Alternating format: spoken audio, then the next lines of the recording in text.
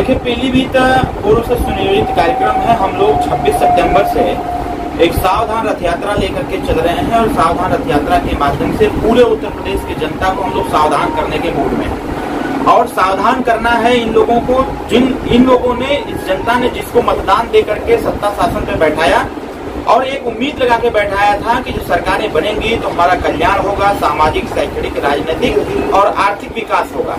कहीं न कहीं उत्तर प्रदेश में 4 बार समाजवादी पार्टी की सरकार, 4 बार बहुजन समाज पार्टी की सरकार और दूसरी बार भारतीय जनता पार्टी की सरकार है। केंद्र में कांग्रेस की सरकार थी। कहीं न कहीं जब समय बदल रहा है तो व्यवस्थाएं भी बदलनी चाहिए। सत्ता बदल रही है तो व्यवस्था में परिवर्तन होना चाहिए।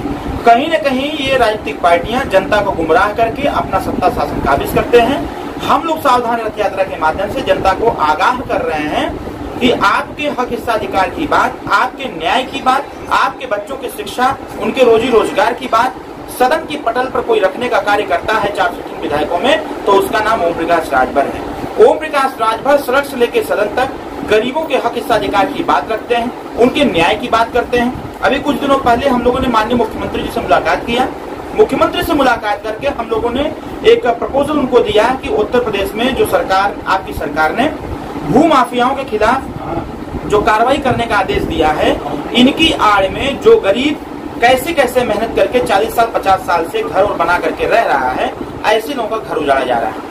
हम लोगों का दबाव इतना ज्यादा सरकार पर है कि रातों रात आदेश पारित हुआ और हर थाने पर मैसेज आ गया कि किसी भी गरीब का घर नहीं उजाड़ा जाएगा। एक सबसे अहम मुद्दा था राजभर समाज का। राजभर समाज को आजादी के इतने साल बाद भी आज तक उसको संवैधानिक दर्जा नहीं मिल पाया है।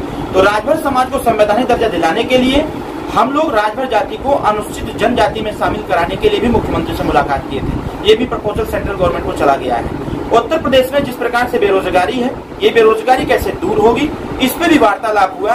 वार्तालाप के बाद जब देखे कि सरकार इसके प्रति जागरूक नहीं है, वो सिर्फ वोट के प्रति जागरूक है, तो हम लोगों ने योजना बना करके सावधान रथ यात्रा के माध्यम से थोड़ी जनता को जगाने का प्रयास। दलित और अल्पसंख्यक समाज के लिए कुछ कर रही है आपकी पार्टी? देखिए, उत्तर प्रदेश में हमारी पार्टी का मूल एजेंडा है कि उत्तर प्रदेश में पिछड़े, दलित, वंचित और अल्पसंख्यक समाज जो कभी नौकरियों में 32% आबादी में रहता था, 32% रहता था, आज 0% हो गया है। वोट तो सब कुछ है। समाजवादी पार्टी सबसे बड़ा वोट का ठेकेदार समझती है समाजवादी पार्टी अल्पसंख्यक जातियों का, लेकिन इस पे समाजवादी पार्टी मुखर होकर के बोलने का कार्य नहीं करती। अभी पूर्व में मुस्लिम समाज के ऊपर तमाम तरह की आपत्ति विपत्ति आए, कोई नहीं बोला।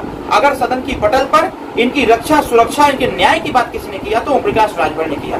हम लोग योजना बनाए हुए हैं कि जो इनकी आबादी है, आबादी के अनुपात के हिसाब से जिसकी जितनी संख्या भारी उसकी उतनी हिस्सेदारी का आधार जो बनाया जा रहा है, उसको फलीभूत करते हुए आने वाले समयों में सुहेल देव भारतीय समाज पार्टी अपनी खुद की सरकार बना करके जिसकी जितनी संख्या होगी उसको उतना आरक्षण, उसका अधिकार देकर के उनको भी आगे बढ़ाने का पूरा व्यवस्था किया। उत्तर प्रदेश में नगर पालिका के चुनाव होने हैं, उसकी क्या तैयारियां हैं? मैं आज पीलीभीत में हूँ। संजोग अच्छा रहा कि हमारे माननीय जिलाध्यक्ष जी, जिला प्रभारी और यहाँ के जो जोनल प्रभारी हैं, इनके माध्यम से आज पीलीभीत पूरे टाउन एरिया को हमने घूमने का कार्य किया। यहाँ चुनाव लड़ेंगे, यहाँ ही नहीं पूरे उत्तर प्रदेश के जो नगर निकाय के चुनाव हैं उसमें सुहेल देव भारतीय समाज पार्टी सहभागिता दर्ज करेगी और यहाँ भी चुनाव लड़ करके अच्छा परफॉर्मेंस करेगी। यहाँ सभासद भी हम लड़ाएंगे, पार्षदी भी लड़ाएंगे, नगर पंचायत अध्यक्ष भी लड़ाएंगे। जिस तरीके दोनों ही जगह जो है केंद्र में भी और प्रदेश में भी भाजपा की सरकार है, वहीं जो है महंगाई जो है लगातार बढ़ती चली आ रही है। आप गैस की बात कर रहे हैं, गैस 2014 में 250-300 रुपए के समथिंग सिलेंडर था, आज 1100 रुपए के पार हो गया। क्या कुछ कहना चाहिए? देखिए, भारतीय जनता पार्टी जरूर उत्तर प्रदेश की वर्तमान समय में महंगाई चरम सीमा पर है, इसको तो हम लोग सदन में बोलते हैं, जहां भी कार्यक्रम बोलते हैं, लेकिन भारतीय जनता पार्टी ये समझ रही है कि उत्तर प्रदेश में हमारी बपौती है। महंगाई चाहे चरम सीमा पर हो जाए, गैस ही नहीं, खाने पीने के सारे दाम बढ़ जाए, उससे जनता को भी कोई असर नहीं पड़ पा रहा है। जनता खुद जागरूक नहीं हो पा रही है। सावधान रथ यात्रा के माध्यम से जो महंगाई बढ़ रही है, इस पे जागरूक करके जनता को लामबंद करके भारतीय जनता पार्टी के ताबूत में कील ठोकने का प्रयास हम लोग कर रहे हैं। और 27 अक्टूबर 2022 को पटना के गांधी मैदान से देश और प्रदेश की सरकार को चुनौती देंगे कि ये महंगाई जो बढ़ रही है इसको रोको, नहीं तो अभी तो एक सावधान रथ यात्रा अभी शहरों में निकाला गया है, ग्रामीण क्षेत्रों में निकाल करके जनता को लामबंद किया जाएगा और 2024 में इसका खामियाजा भारतीय जनता पार्टी को भुगतना होगा। ऐसा सुनने में आता है कि ओम प्रकाश राजभर जी की जो पार्टी है वो बीजेपी की बी पार्टी है? देखिए, ऐसा कुछ भी नहीं है। अगर बीजेपी की बी पार्टी होती सुहेल देव भारतीय समाज पार्टी, तो रोज लेके डंडा नहीं तो उड़ाते हैं भारतीय जनता पार्टी को। और हम तो आज भी कह रहे हैं, भारतीय जनता पार्टी झूठ बोलने में एक नंबर की पार्टी है। वो जनता से 15 लाख का वादा किया, नौजवानों से 2 करोड़ का नौकरी की वादा किया, महिलाओं की सुरक्षा की बात कही गई, शहरी विकास की बात की गई, ग्रामीण विकास की बात की गई, नौजवानों के रोजी रोजगार की बात की गई, अच्छे चिकित्सा की बात की गई, अच्छे शिक्षा की बात की गई। धरातल पर क्या है, ये अच्छी प्रकार से सबको पता है कि भारतीय जनता पार्टी का दोष नहीं है, दोष समाजवादी पार्टी का है, दोष बहुजन समाज पार्टी का है।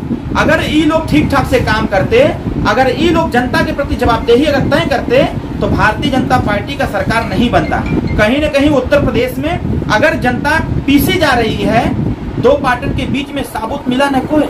अगर जनता पीटी जा रही है महंगाई से, नौजवान पीटा जा रहा है बेरोजगारी से, नौकरी न मिलने से, महिलाएं पीड़ित हो रही है रेप जैसे घटनाओं से, तो इसके पीछे सबसे बड़ा कोई जिम्मेदार है तो समाजवादी पार्टी और बहुजन समाज पार्टी के लोग।